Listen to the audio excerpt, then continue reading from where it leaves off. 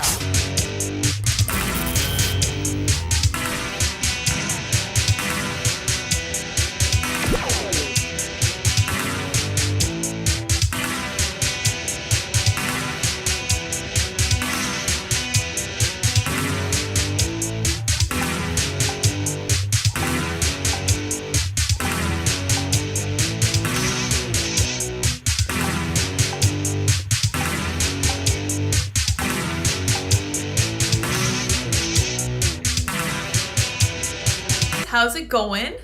Good evening, everyone. I'm so excited to meet with you here once again. I'm excited about what we're going to be talking about tonight, and I'm trying a slightly different layout on my screen, so if I mess it up, just bear with me. I apologize in advance because I feel like I likely will. I wanted to say happy birthday to Whisper, who's in the chat. It's a great day to have a birthday for sure. Close to President's Day, and in the darkest part of the year, we need a little bit of sunshine, so your birthday is certainly that. Hopefully you have a nice one. Dot got her first harness because we took her out for a walk for the first time last night, like with her little jacket and her collar, and she had a hard time with just her collar because we needed to tug her along with the leash. It was very hard on her throat to do that with just her collar, so a harness is going to prevent her neck from being hurt at all. And she got to meet a miniature poodle, and she got to meet a French bulldog, and she got to see some kids. They were very scary to her. She's still very small. If you guys realize how tiny she is, she's like 2 months old. And she has a lot of growing left to do. But she's fantastic. She is really friendly. I think she's going to be really easy to socialize because she's just so curious about these other dogs. She's very sweet with the bulldog and with the miniature poodle. So hopefully tomorrow we can meet even more dogs, and I'm really looking forward to that too. We also have this isn't going to work. I have to change this. We also have super cool new treats that I can use to kind of coax her around the block, and that's exactly what we did today. We had a lot of fun with that, even though it was kind of chilly today, which is why I'm wearing my sweater right now. It's very dark, gray, and chilly today, but no worries. I'm sure it will be warmer soon enough, and spring is right around the corner. All right, you guys, I wanted to open talking about this article because I know that we're all working on being a little bit healthier, and everybody's starting to wake up to how much sugar is in everything that we eat. So I have been looking at my diet for a really long time. When I was about 15 or 16, I woke up to the fact that I was a lot heavier than most girls my age. Not only was I taller, I was heavier, and it made me feel really ugly and awkward and uncomfortable. So I lost a bunch of weight in my teens and then gradually gained it back over the course until I was probably like 23 or 24. And then I lost it all again, and I kept it off for like 5 or 6 years until I went on MS medicine. So here I am again, once again, trying to take control of my health and my diet. They say that you can just work out a whole bunch and you'll lose weight, and unfortunately that's not how the human body works. The human body is a fantastic machine designed to hold on to every bit of energy it can get, and that means that you can't outrun a bad diet, and abs really are built in the kitchen. So these are 10 diabetes ducking snacks that'll satisfy your sweet tooth but won't spike your blood sugar, prescribed by top nutritionists, and these ones are really good. Whole fruit, dark chocolate, and nuts are superstar sweet snacks for diabetics. And I would contest they are wonderful snacks for anyone, especially for people who don't want to get diabetes. I have friends who have type 1 diabetes as well. And I know plenty of people, type 2 diabetes also. Well, it runs in everyone's family if you're not careful what you eat. But my grandfather had it as well, and it's certainly something to keep an eye on because it will get you if you don't pay attention to it. When reaching for sweets, nutritionists recommend a healthy food like fruit. Making diabetes smart snacks at home means more control over sugar content. And I just have to say, one of the biggest things I found while I was losing weight was that your best choice is always to eat at home. And it kind of takes the fun out of eating because Americans tend to make it very festive. But I feel like I've diagnosed a few of like the problems with the American thinking about food. Like we tend to view it as like this very social event. We view it as like a reward for something that we've worked hard on. We view it as like a kind of comforting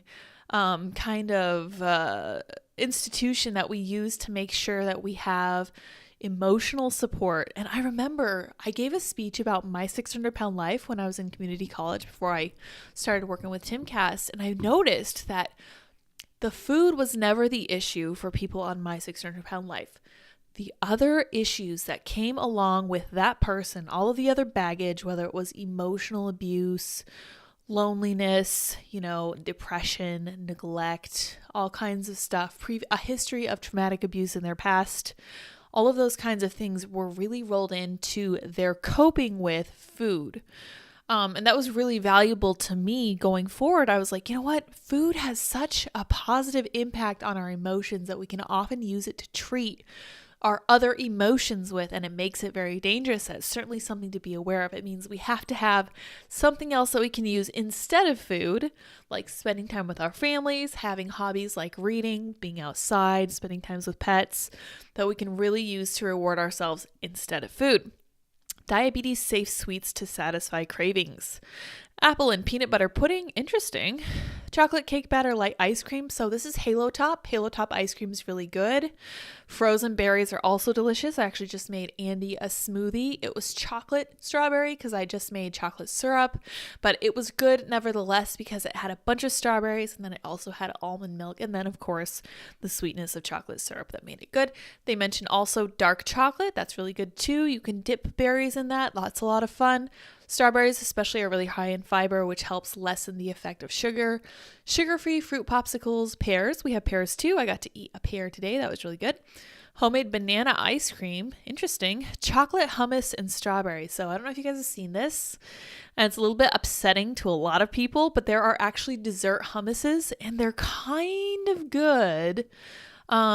I don't know if I could recommend it, but I like the one that I had. I had like Snickerdoodle, and that was a long time ago. I'm sure it's probably improved since then. Those are really good dessert options. And if they are made with garbanzo beans are super good for you. All beans are really good for you and full of fiber, which will help you stay full. We have skinny dipped dark chocolate almonds. Those are really good too. Or you could probably dust your own almonds with cocoa powder and a little bit of sweetener of some kind, maybe sugar, maybe artificial sweetener if that's what you're into. And then they also mentioned no sugar added hot cocoa mix. You can make your own hot chocolate with much less sugar. You just have to kind of be creative and try to figure out ways to cut sugar independently and see what works and what doesn't work. Sometimes you can cut too much sugar. Like if you try to cut too much sugar from your chocolate, you're going to end up with like baking cocoa, which is not really everyone's cup of tea. No pun intended. All right. Eric Rates says, have you heard Wait in the Truck by Hardy? If so, do you have any thoughts? Thank you for your super chat, Eric. $17.76 as a good patriot should send. I have not heard this. Is it a song? If I know about it, I will definitely look it up and listen to it. If this is a song, I like stuff like that. It's good culturally positive stuff like Tom McDonald. My question for today was about Trump because we're going to be talking about him for our first few articles. And it said, does Trump have the spark going into 2024 that he had in 2016? 60% of you guys say yes, 40% say no. Well, what he did in East Palestine might give you, those of you who said no, a different impression. I was very impressed with what he did. I was concerned, very deeply concerned, and I think with very good reason, that he would be talking about himself a lot and trying to turn it into like a campaign stop. And I was like, he better not do that. It's 100% about these poor people who deserve eyes on their issues and attention to what's going on there that they're not getting from the federal government and the people who are in office. Lori says, eat to live, don't live to eat. That's great advice. Sorenko says everything in moderation. Yes. So if you're trying to lose weight, though, it's good to cut some of these things out, at least for a short time. And that way you can kind of fine tune your taste buds. And then if you eat something that you used to really like some candy, you'll find that it's actually really sweet. And then you'll start to notice how much sugar is in it. And the other thing, too, is that the sugar in the US is super sneaky. It's in tomato sauce. It's in some salad dressings. It's in everything. And it's really something to look out for. Lori is correct. We should eat to live. And I realized that when I was eating, if I wasn't hungry, it was because I wanted entertainment. And I think that's a really good way to think of it. If you're eating and you're not hungry, it's because you're doing it for another reason. Why is that? Are you bored? Do you need an emotional release? Is there something better and more constructive you could be doing? Could you take a bath? Could you have a drink of water? Sometimes hunger feels like sometimes being dehydrated tastes like hunger, feels like hunger. Eric says, we're going on 5 inches of snow in 30 minutes east of Portland, Oregon. Wind chill is forecasted to be in the single digits tonight. Oh gosh. Yeah, I have a pal who's flying home, even though he's a trucker, because the snow was so bad that nothing was happening. So stay warm, you guys. It's going to get chilly over the next few days. Everybody Smile says nuts are very calorie dense. That's correct. And says can be a problem. If you have goals of weight loss, a lot of fruits are great for weight loss as they are generally low calorie aside from bananas. Yes, and stay away from dried fruits because those are often very heavily coated in sugar. And since they're so condensed and all the water is gone, Water is really a large component of what keeps you full. Water and fiber keep you full better than some other things. I've noticed that when you eat a lot of vegetables, you tend to feel more full because they're very full of both water and fiber, and that's a really good thing if you're trying to lose weight. The lectern guy says you can replace food with whiskey as well. Sage advice, not recommended for everyone. I certainly will not be doing that because for Lent especially, I'm cutting out alcohol. I'm also cutting out some other stuff like raw fish, cutting out like runny eggs and some other stuff, trying to introduce and up my step count and drink more water and just generally do all of those kind of boring things that tend to make life better overall. Thank you though, Adam, for recommending that we replace food with whiskey. That is a very short-term plan that I can't recommend. And he says, thanks, Eric. Username 142 says the body you want 100% comes from the kitchen. Correct. That's exactly how I did it last time.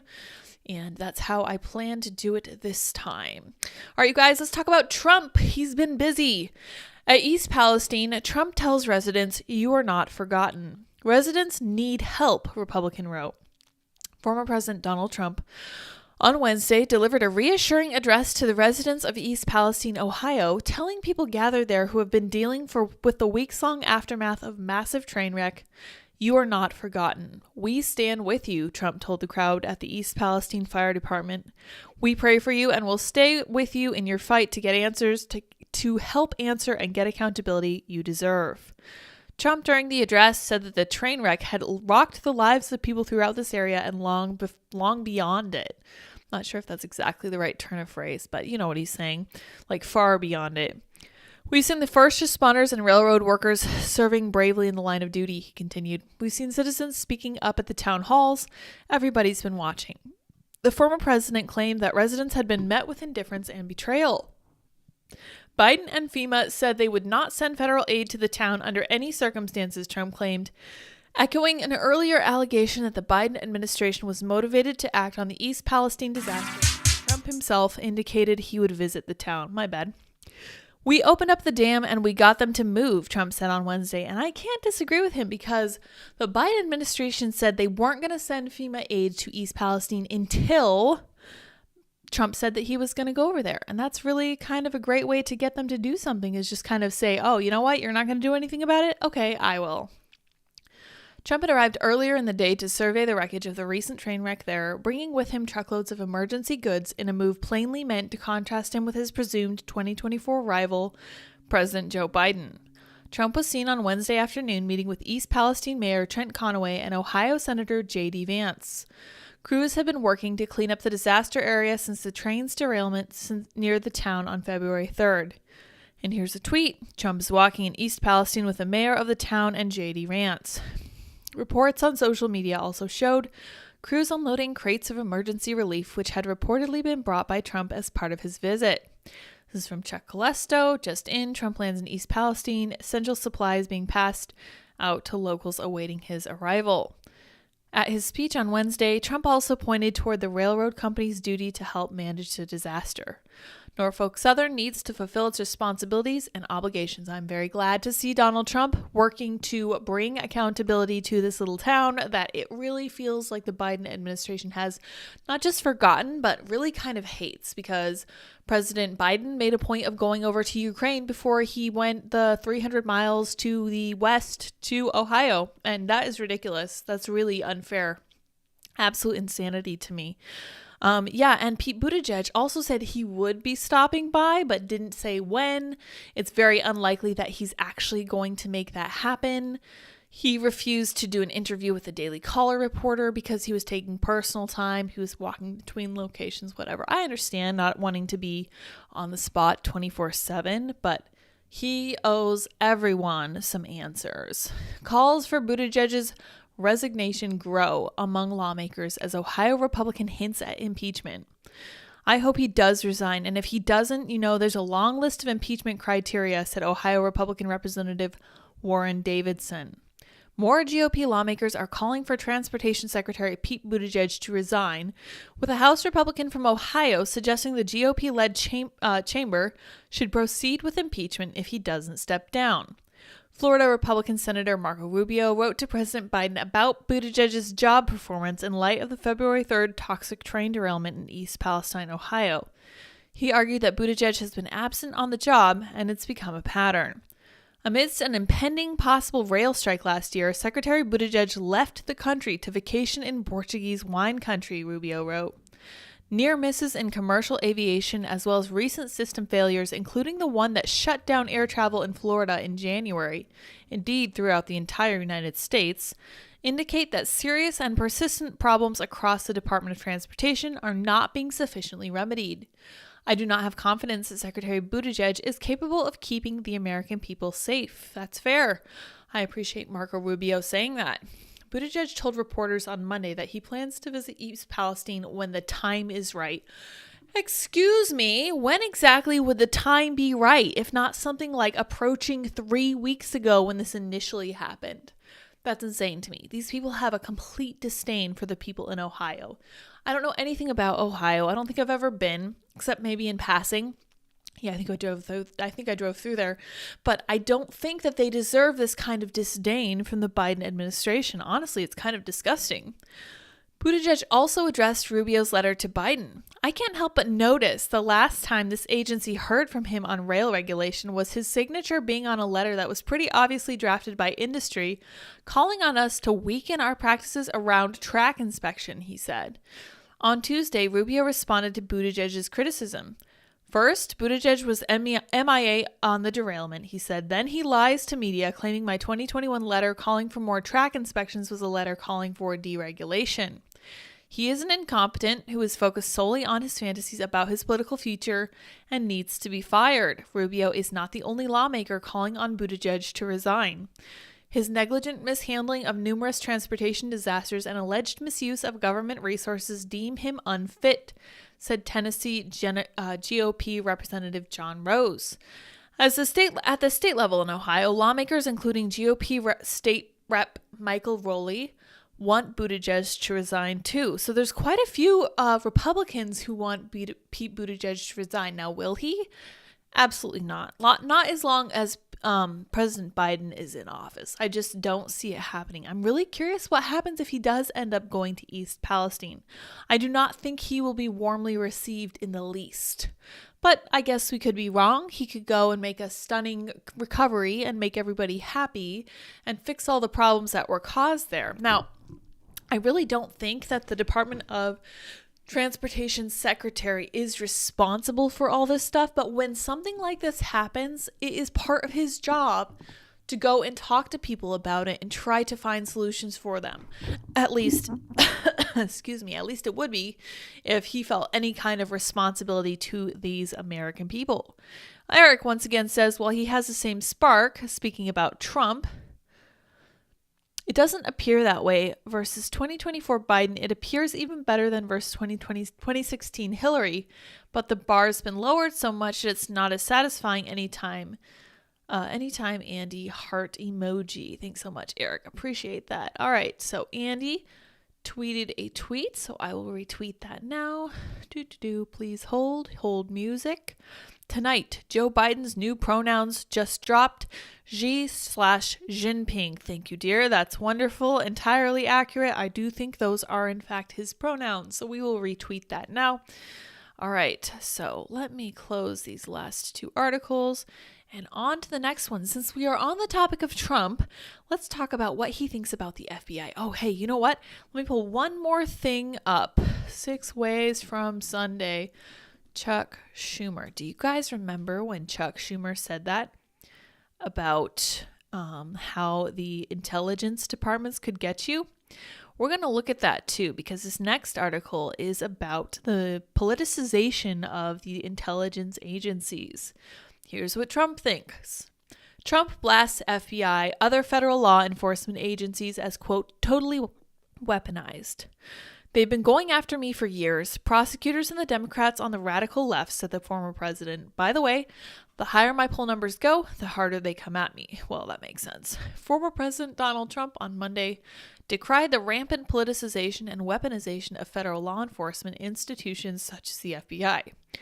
It's totally been weaponized with these prosecutors, Trump said Monday on Just the News, No Noise TV show.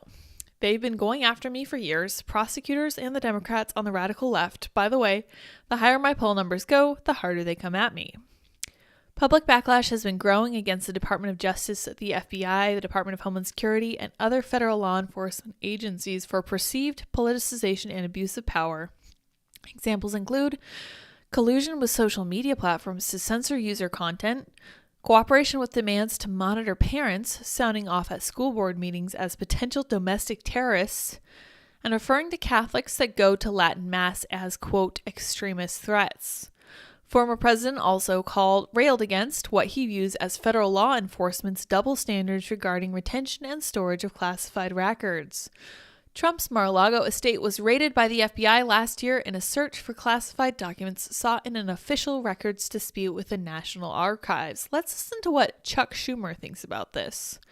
Chuck Schumer in January 2017. You take on the intelligence community, they have 6 ways from Sunday of getting back at you. So even for a practical, supposedly hard-nosed businessman like Trump, he's being really dumb to do this. He was trying to go in there while he was president and clean out some of these intelligence agencies. Let's listen. You take on the intelligence community, they have 6 ways from Sunday of getting back at you. Don't you love his smug face? So great. So even for a practical, supposedly hard-nosed businessman, he's being really dumb to do this. Okay, so that sounded like a very, very thinly veiled threat against President Trump. This is just 1 year into his presidency, and they're literally just saying, look how unbelievably weaponized these intelligence agencies are. So when Trump says something like, holy cow, these intelligence agencies are ridiculously weaponized, they really can't say he's wrong, can they? That's crazy to me, and we all know this to be a fact. In fact, it's incredibly unsettling, and some of Biden's recent executive orders also really disturbing. The only thing that's really like a salvation here is the judges that Trump put into office. They are the ones who are shooting down a lot of these cases that they're trying to get through to prove, like to really just run rampant with their political power. But let's continue. In recent months, it has emerged that President Biden had retained classified documents from the Obama administration and stored them in a garage at his Wilmington, Delaware home and at his former office at the Penn Biden Center. Federal authorities worked collaboratively with Biden's lawyers to identify and collect such records without resorting to heavy-handed enforcement tactics, like, for example, kicking the door in at Biden's Delaware home like they did at Mar-a-Lago for Trump. Looking at the document hoax, it's a hoax, Trump said.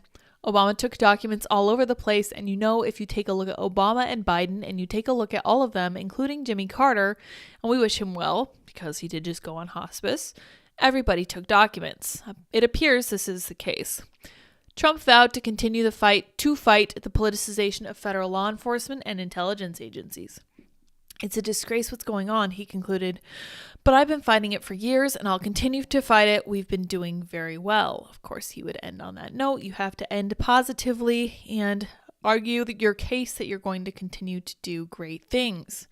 Now, since we're on the topic of Trump, I found this to be particularly interesting. This is not something I expected. Georgia grand jury forewoman Emily Kohrs threatens case with flamboyant interviews, and flamboyant doesn't begin to describe it. Emily Kohrs, the forewoman of a special grand jury in Georgia probing former President Donald Trump's effort to have the state's electoral college overturned, may have jeopardized the case with her recent interviews. As CBS News notes, the grand jury, quote, served as an investigatory body that could recommend charges but could not indict. Following its report last week, which found that there was no voter fraud in the 2020 presidential election, but that several witnesses may have perjured themselves, the Fulton County District Attorney is now considering indictments against Trump and others. Trump was not called as a witness by the grand jury. Kohrs gave a series of flamboyant interviews on Tuesday to left-leaning media outlets, including CNN and MSNBC, talking about her desire to see Trump subpoenaed and indicted as well as other aspects of the case. Speaking of politicized, this is a member of a jury, and she sounds very biased and very in tune with what's going on in the news. So let's listen. Emily, thank you for coming on. I do want to say off the top, as you and I just discussed, but for everyone to know, you are somewhat limited in what you can discuss under the judge's orders as of now.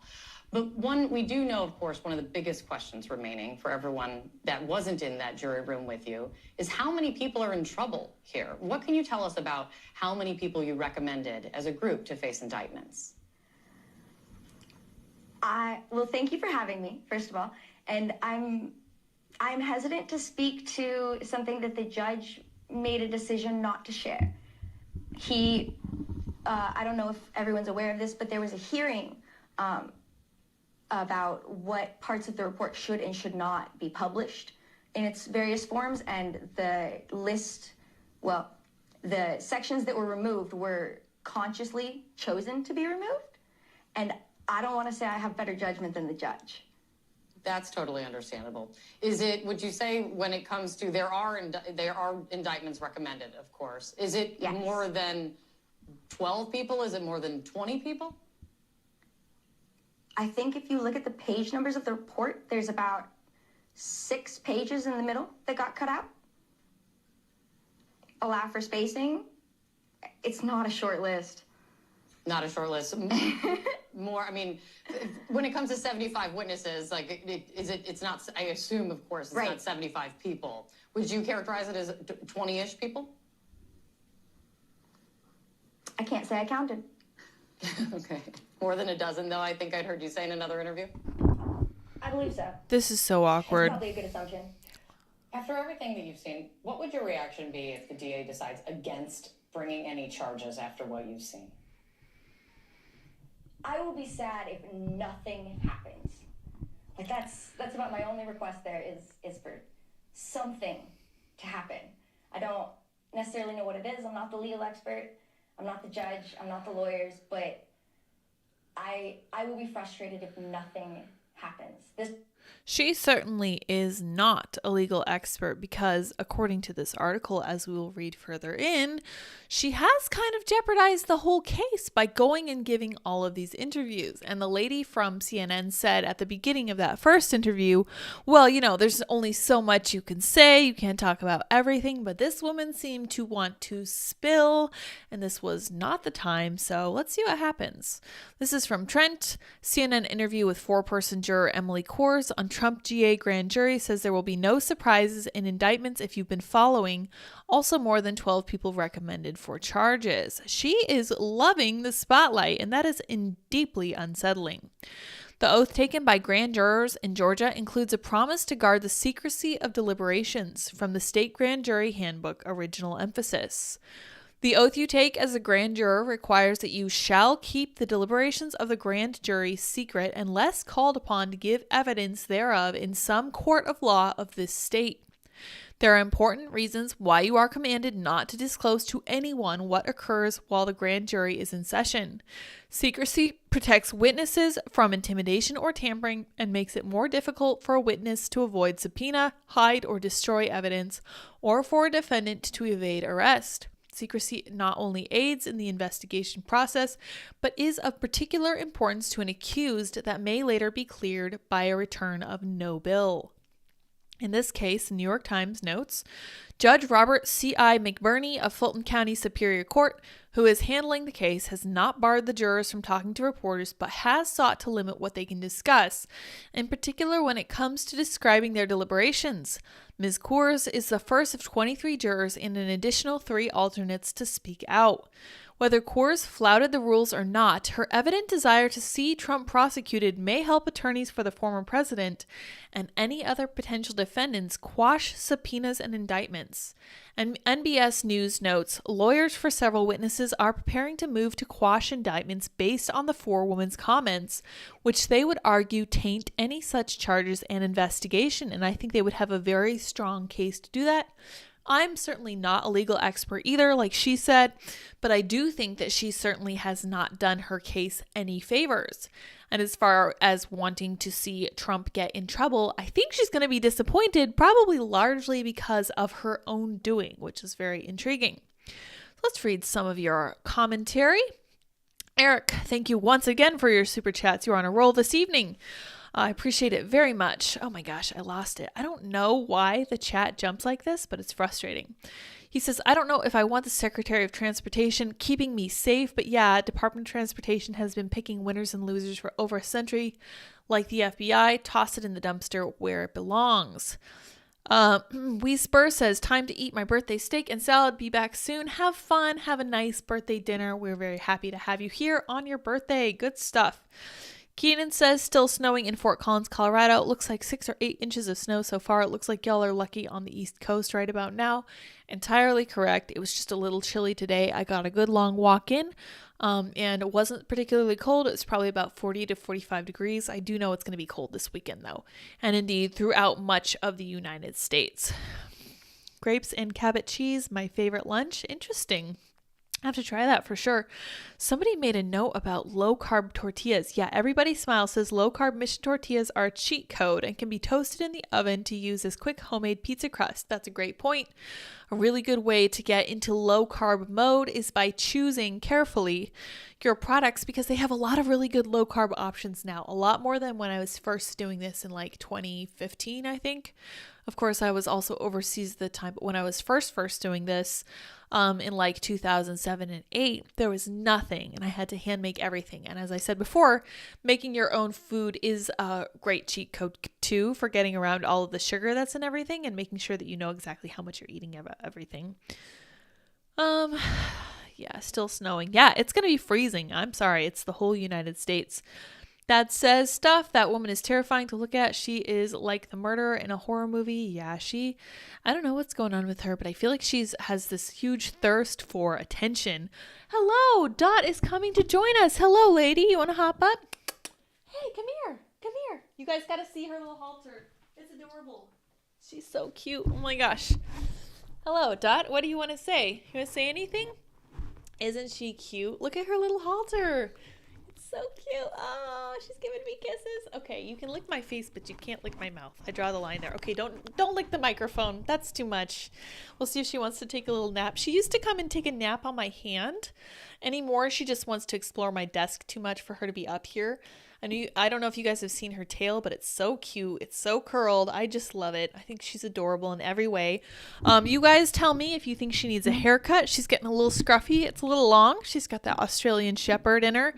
And Shih Tzu, I think, have relatively short hair, but she has long hair. And we're going to have to figure out how to take good care of it. Probably have to trim the hair around her eyes so she can see. Hey, look at this. Look at this cool little harness. I love it so much. She did so good with it earlier. She made it all the way around the block. She was intimidated by the kids, but she loved meeting the other dogs. She's going to be such a good little dog person. I'm excited for her. We're going to take her over to the dog park near our house, and we're going to have a great time. She's so quick. She's going to love skating with Dad. It's going to be awesome. Oh, sorry, lady. You want to lie down? Oh, I'm glad you decided to join us. You're such a delight. She's such a sweetheart. We really do need to crate train her, though. She does not like being separated from us, but it's something we're going to have to work up to. Don't nip my fingers. When she nips my fingers, I have to tell her very firmly, absolutely not. Don't do that. Ow, that hurts. And she usually will listen. Are we sure that Alex Stein didn't sneak her onto this jury? She can't be for real. Yeah, it's crazy. Dad says she got crazy eyes, like for real. Yeah, it's not good. Stuart, hello. He says, hello, everyone. How is this person the foreperson? And why is this person talking at all? Very inappropriate. Well, she does have a version of permission to do so. Oh gosh, she's going to unplug my microphone if we're not careful. I'm going to throw you on the floor. Sorry. You're not being still enough to be up here. Oh, there you go. All right, you come hang out with us. There you go. She loves to sleep on my feet. She's so cute. She's a good companion, and I love her. Stuart says, yes, grooming is important. Yeah, I think I'll take her to get her hair cut, and I'll have to show you guys that after we're done. Cliff the Alien says, 2024, 100% should be a 100% awesome president, far better than Joe Biden. Andy says, I missed the beginning. Is this impeachment number 6 or 7? So we're not talking about Trump's impeachment. We were talking about possible indictments being brought against him for a phone call that he made to Ben Raffensperger over possible election interference in Georgia. But now, given that ridiculous four-person's behavior on TV, I'm not convinced it's going to work. Keenan says only way he has a chance if he named names. Interesting. I'm curious what happens. Tony says, yeah, they require haircuts every 3 to 4 months for sure. Yeah, well, we'll make it happen. We'll find her somebody who knows her very well. I went over to the pet store today and had a great time. It was a small business because I don't want to go to Petco and PetSmart. I want to go to a small business pet store and get to know them, and they can get to know us, and we'll take their recommendations for groomers and trainers and stuff like that, and it'll be a good time. Community building exercise. All right. Let's look at the most recent things that Biden is doing. So we just talked about Trump. We're going to talk about Biden. From this morning at 5 a.m., Biden executive order for woke artificial intelligence called social cancer. Biden is not a moderate. This is a legal sprint to inject as much radical ideology as broadly and as deeply as possible in our government, one commentator wrote. President Biden signed an executive order on Thursday that critics warn will allow for the creation of woke artificial intelligence that promotes racial division and discrimination. Nothing would surprise me less, and this is a very dangerous time for him to be doing this. The order directs all federal agencies to establish a yearly, quote, equity action plan aimed at helping, quote, underserved communities. In one section under embedding equity into government-wide processes, so let that sink in, embedding equity into government-wide processes. So this is stuff that will be impossible to get rid of. It will be fully embedded into all aspects of the already overreaching and burdensome federal government. The director of the Office of Management and Budget is instructed to, quote, support equitable decision-making, promote equitable deployment of financial and technical assistance, and assist agencies in advancing equity as appropriate and wherever possible. This is overly broad for one thing. The section gives further instructions regarding AI. When designing, developing, acquiring, and using artificial intelligence and automated systems in the federal government, agencies shall do so consistent with applicable law in a manner that advances equity. This is so great. Political influencers and tech experts on Twitter all condemned such an initiative as a moral hazard. That's putting it mildly.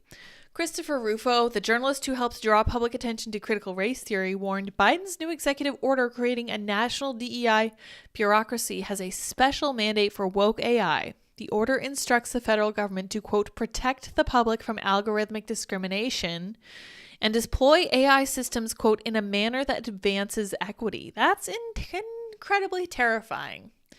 That's not good. Manhattan Institute fellow Colin Wright claimed that such a technology could be fatal for our society. Biden's not a moderate. This is a legal sprint to inject as much radical ideology as broadly and as deeply as possible in our government. This cannot be allowed. If Republicans take office, they must fully root out all of this ideological and social cancer. The worst possible scenario imaginable for our future. Our children and their children will be suffering the consequences of this mandate, software developer John Schlinkert tweeted. AI is about to change the world in unprecedented ways. The last thing we need is AI that promotes racial division and discrimination. He's not wrong. Nothing to see here, just a new Biden executive order that threatens any social media or artificial intelligence company that isn't completely woke, senior fellow for the Claremont Institute Jeremy Carl wrote. Yeah.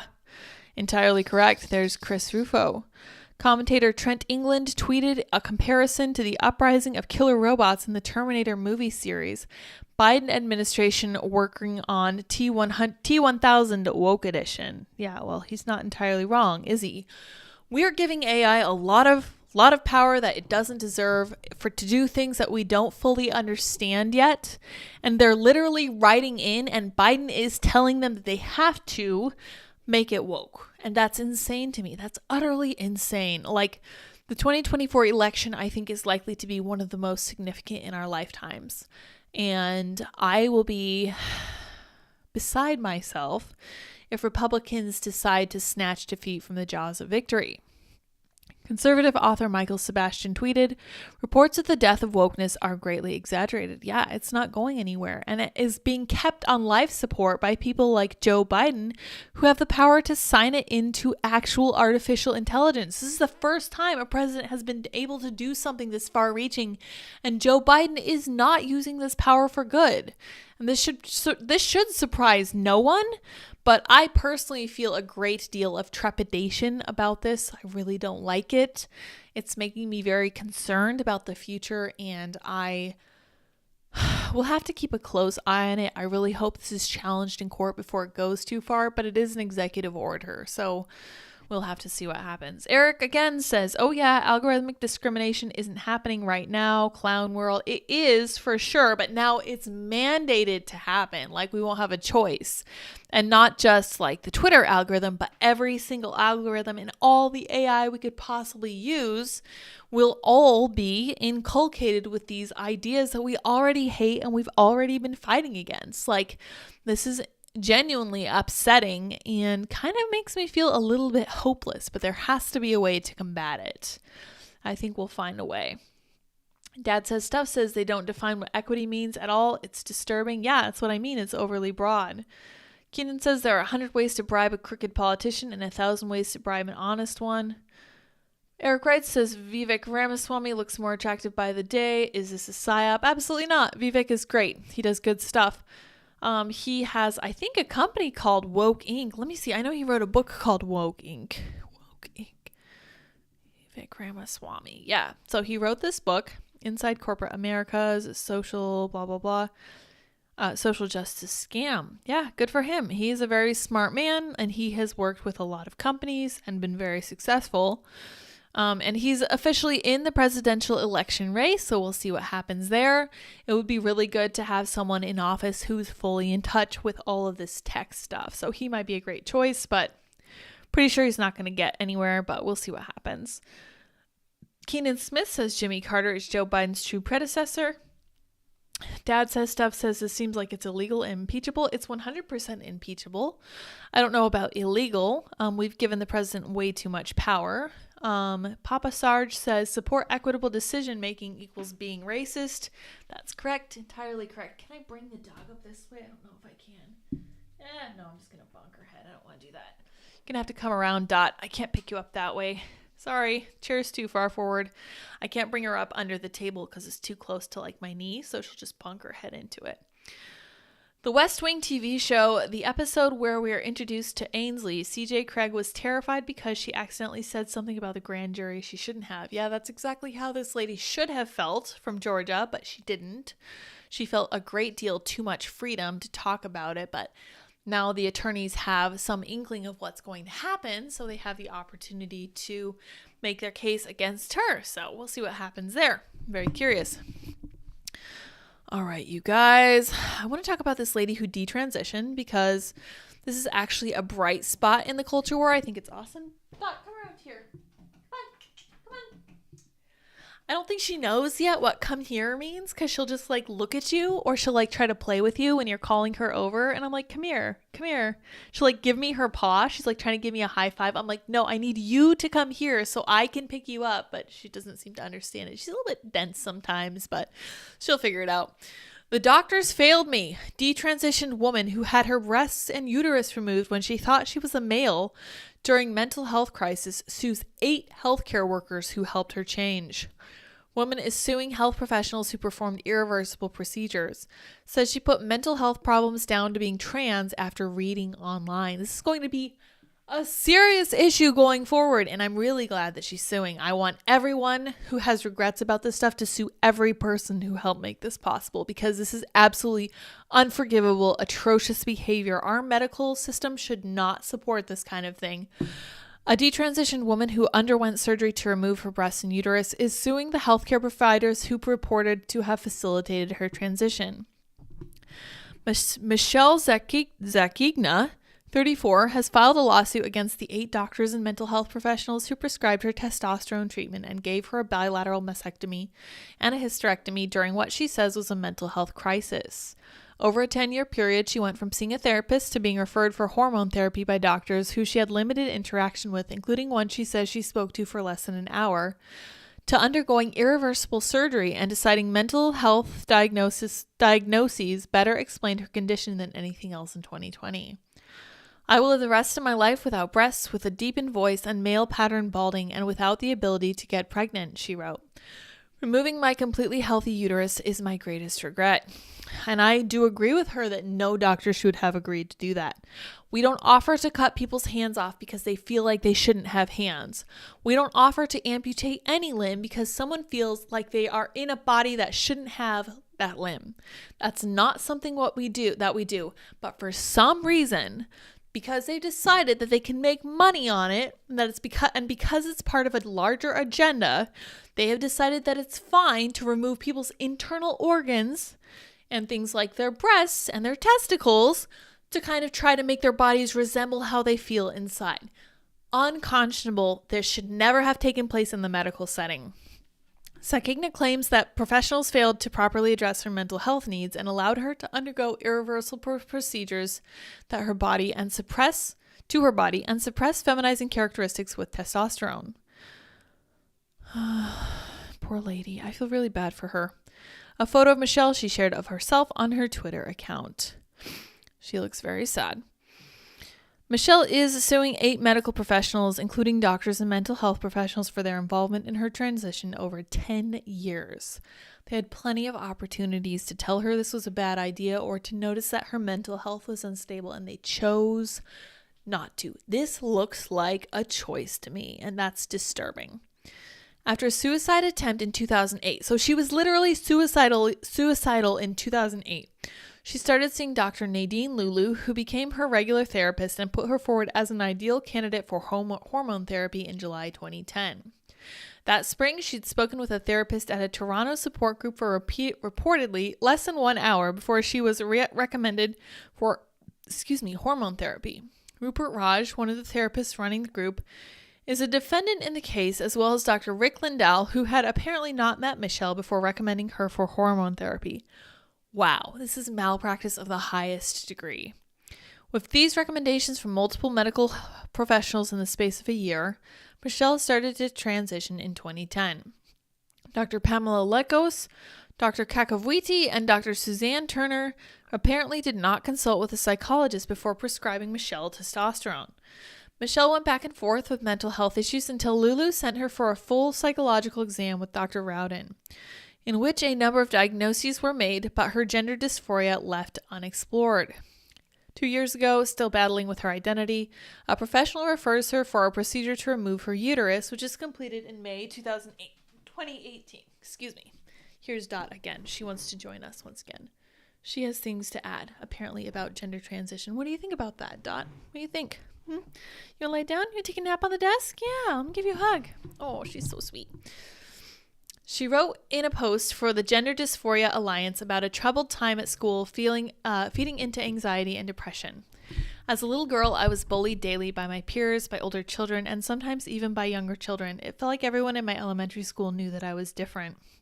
My mom once recalled a time when the school bus was pulling up to my house, and she could hear the entire bus full of children chanting cruel things at me. I am starting to partially blame her mother because if you know your child is being bullied like that, you have a duty to them as a parent and as a human being to take steps to make sure that that is resolved. I mean, pull them out, homeschool them, move them to a different district, move yourself to a different district, and do everything in your power to make sure that your child doesn't end up, for example, suicidal like Michelle was in 2008. Poor thing. My mom once recalled, later in life, she says she began connecting with the LGBT community online. There you go. That's a problem. And found out that many people who identify as asexual were also gender variant. She wrote that she thought more about gender and became convinced she had been bullied because she was trans and just didn't know it. After transitioning, Michelle found her mental health improved for a while before plummeting. She said in a crowdfunding video, "It took me 10 years to figure out why I could have falsely believed something like this and why so many professionals could have wrongly encouraged it.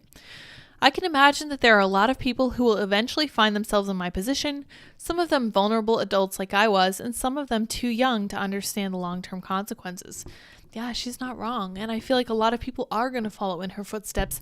And I hope sooner rather than later. I really hope that cases like this become more and more and more frequent, because these kids deserve justice. They deserve not to be medically malpracticed on. I know that's not the right term or phrase, but I don't care. She said, I can imagine that there are a lot of people who will eventually find themselves in my position. Yes, indeed. Oh gosh, poor Michelle. The success of surgery is a contentious topic. Finland's chief psychiatrist of a state-approved pediatric center said 4 out of 5 young people who do not receive intervention from professionals will come to accept their bodies. She warned that there was a problem of purposeful disinformation among American doctors who pressure parents into transitioning young people. That's exactly what we saw at that clinic in St. Louis where Jamie Reed was. Research has shown that young people are likely to come out as trans if they have friends who have already come out as trans, though the cause cannot be inferred from correlation. Sure, but increases the likelihood. So I think it's pretty obvious that there is some form of correlation that can be made there, and certainly should be. And we should certainly encourage these children into patience, because when it comes down to it, a lot of this can be fixed. Sorry, I have to fix this cord. Just with a little bit of time for these kids. A 2020 systematic review and meta-analysis of the quality of life in people with transsexuality after surgery looked at 1,099 patients and found quality of life was generally better for people who underwent surgery, but that trans people remain at risk for low life quality and mental health issues. It noted that transsexuality can convert to a source of identity crisis due to the effects on the personality and behavioral system of the individuals as well as their social adjustment. The authors wrote that the subjective experience of quality of life is difficult to report and that individuals may have very different opinions about the quality of their life and report it differently, making it hard to decisively review. Therapeutic hormones and surgical procedures can, it said, improve satisfaction and self-confidence by harmonizing sex and identity, but the study notes that transgender people tend to suffer a lower quality of life in general. And I would be inclined to believe that that's 100% the case. I feel very bad for these people, and I certainly feel like they're misled. I feel like everyone is lying to them to the degree that I really only see people lie to women in general, vis-a-vis feminism. I feel like women especially are lied to because it means that they will be good little employees for bosses who need extra employees. And that to me is genuinely disturbing, because you can't just tell an entire demographic that no, they shouldn't have kids, no, they shouldn't get married, no, they shouldn't have families, and no, they shouldn't focus on those things because they need to work. Like, I love capitalism. That's a disgusting side effect of capitalism without ethics. I've been arguing about this for a long time, and I have not heard anybody else talking about this, but I really feel that when we lose some of our ethical, impetus, we are absolutely putting ourselves at risk for, taking advantage of people. And that's really what I see with how women have been lied to. Dad says, do no harm. 100%. Eric says, so much for first do no harm. Solid book title, inspiration for this subject. I completely agree. 100%. And everybody remembers this. The whole point of being a medical professional is that the first thing that you have to do is no harm. And people seem to have apparently forgotten all of this because it's very convenient now to have something that's going to make you a lot of money. That appears to be trying to eat my desk calendar, which I don't love, but I'm going to put up with this because February is almost over anyway, and I don't use this calendar for too much anyway. Oh well. Canada social medicine. Yeah, I think that happened in Canada. That would make sense to me. Dad says, this is what happens when you attempt radical, it disappeared. Radical acceptance as a basis for your medical practice. I agree. This is a problem. Social justice should never overlap with actual medical treatment. Ever. Ekim says, what do you think of this story? If she whizzes on the table, I think we'll have the answer. That is a good point. She's very good about that. She doesn't usually do that. She usually makes a point of, if she has to go inside, she'll go on the floor and probably on one of the little poppy pads. Eric says, curiously, in the trans kid story, no talk about the dad. Color me surprised. Yeah, it's possible that the mom was single and she couldn't do anything to rescue her daughter from this bullying. Poor girl, poor lady. I feel very bad. Everybody smiles, says dads for the win. Yeah, so I've seen plenty of dads at Drag Queen Story Hour. Unfortunately, not every dad is a good dad. It takes a lot of strength and courage to be a good dad, and just to be present at all, unfortunately, is the very low bar that we've set. But it's a serious bar that people need to consider. If you're going to be a dad and be there and help your kids. Dad says stuff, says satisfaction and self-confidence are subjective measurements that go up and down throughout the day. That's correct. Good point. Severin Shot, thank you so much for your super chat. Cute little emoji guy with a coffee cup. I hope it's a decaf. It's late in the evening. Stuart says fathers are an anchor for kids. 100% correct. Keenan says Ninja Turtle said it best. All fathers care for their sons. Yes, well, they certainly should. They certainly should. I do know that a lot of fathers sometimes abandon their families, and we won't paint everyone with one brush, but yes, fathers in general can't be overstated in their importance. Papa Sarge says it seems like most of these problems can be avoided if parents are at least vigilant about their child's education and at best being the educators themselves. 100%. I completely agree. This is part of the reason I'm so very glad that I got to be homeschooled. Severin Shot says, welcome indeed, sir. Thank you so much for your contribution to the Dippin' Dot Snack Fund. It will be much appreciated.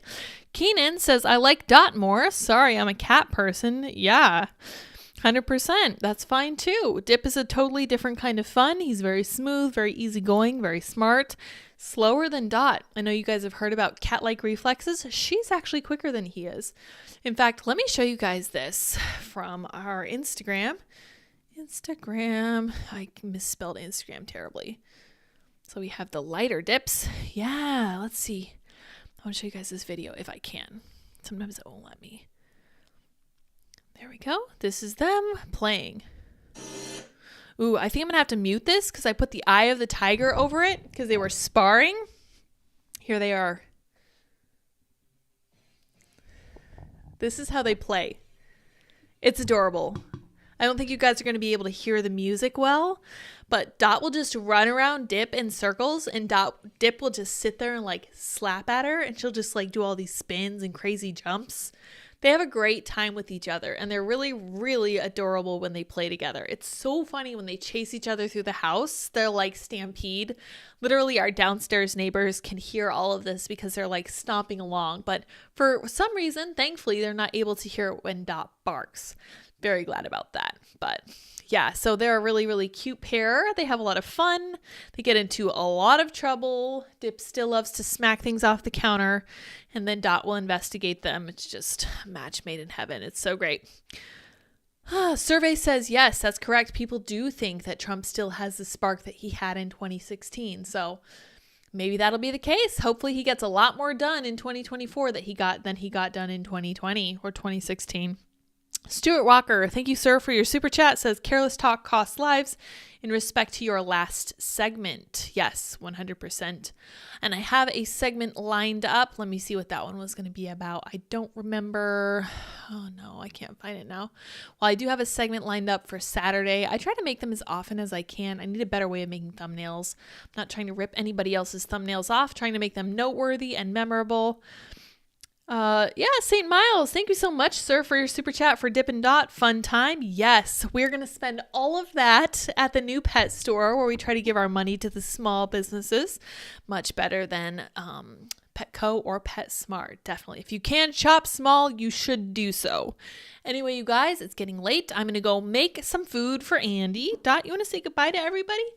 Bye. Bye, guys. Bye, guys. Bye, guys. Wish me luck as I walk around the block. It's going to be fun. She did so good today. I was so proud of her. I only had to coax her with treats like 3 or 4 times because she kept getting distracted, but it was really fun. I'm looking forward to it, and I cannot wait until she's a better walking buddy because I am trying to get my steps in, and it's going to get warm. So it's going to be a lot of fun when she gets there. I can't wait. All right, you guys, I will see you same time, same place tomorrow evening. Have a great evening with one another. Oh, before we go, Eric says, gotta head out. You, Andy, and the furry ones are loved. Don't forget, Wait in the Truck by Hardy made me cry the first time I heard it. Awesome. I'll check it out.